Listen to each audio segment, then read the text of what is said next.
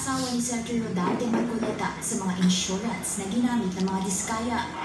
Batay sa notarized acknowledgement na nakalap ng Bilyonaryo News Channel, personal na humarap noong 2022 ang kontratistang si Sara Diskaya at ang regional manager ng Stronghold Insurance para sa isang bond obligation ng kumpanya. Nakalista mismo sa Board of Directors ng Stronghold Insurance si Mrs. Edna Marcoleta, asawa ng senador.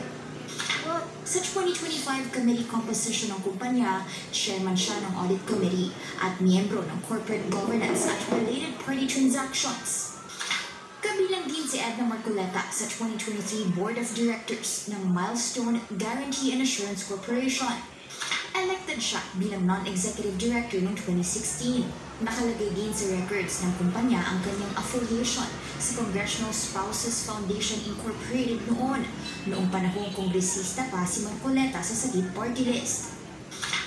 Ang Milestone Guarantee and Assurance Corporation ang naglabas ng retention money bond noong 2024 na nagkakahalaga ng 19.29 million para sa elite general contractor, kumpanya ng mga diskaya.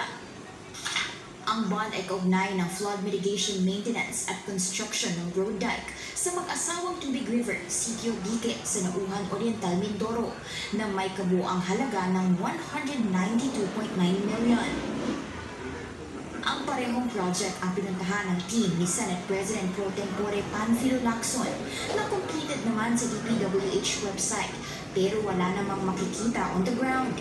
Nasaan ang halos 193 million na pondo sa Sitio Dique noong 2024? Eksaktong lokasyon na aming pinuntahan sapagkat consistent ito sa coordinates na nakalathala sa DPWH at sa sumbong sa Pangulong website.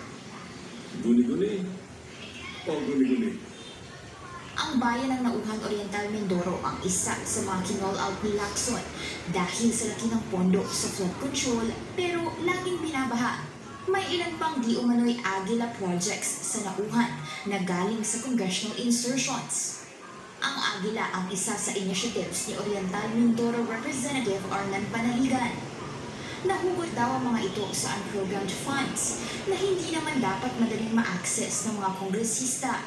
Kung saan may multimillion projects, dumadapo ang Agila. Pero lubog pa rin sa baha ang nadadapuan ng Agila. Una nang itinanggi ni Panaligan ang involvement sa mga implementasyon sa maanumalyang proyekto sa lalawigan. Spotted si Panaligan noong 2024 sa isang ribbon-cutting ceremony ng Stronghold Insurance sa Mindoro, kung saan nag-expand ang kanilang branch. Matatanda ang nagtalo na noon sina Lacson at Marcoleta hinggil sa Diskaya couple na iminungkahi ni Marcoleta na isa-ilalim sa Witness Protection Program. Hindi ito pinirmahan ng DOJ at ng Senate President. I am not protecting them. Mabuti sinabi mo yan, Mr. Chair. Pwede ba natin i-record ito? Sa kasalukuyan, no comment si Senador Marcoleta sa tanong kung may conflict of interest ba sa involvement ng kanyang asawa. Sa ngayon, revoke na ang lisensya ng mga kumpanya ng Diskayas.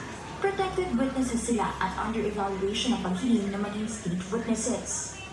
Para sa Agenda Weekend, Hannah Kia, Bilyonaryo